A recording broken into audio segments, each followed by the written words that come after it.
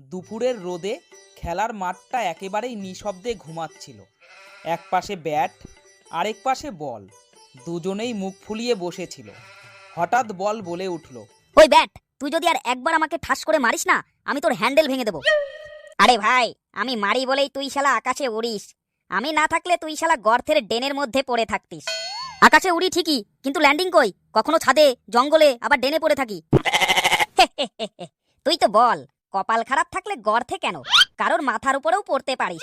আমি তো শুধু চালাই, কোথায় গিয়ে পড়বি সেটা তো শুধু ভাগ্য আর ভগবান জানে। তোকে ধরলেই লোকজন আমাকে মারে, তুই একটা কেলানোর জিনিস হয়ে যাচ্ছিস দিন দিন। আরে ভাই, তোরা তো দুইজনেই খেলাধুলার জিনিস, এত গালাগালি কেন? আমি না থাকলে কেউ রান করতে পারতো না।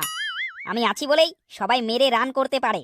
আর আমি না থাকলে মাঠে কোনো খেলোয়াড় তৈরি হতো না, তখন দেখতিস এক একটা বড় বড় বিড়িখোর তৈরি হতো। ভাই, তোরা দুজনেই দরকারি। প্লিজ প্লিজ ঝগড়া করা বন্ধ কর।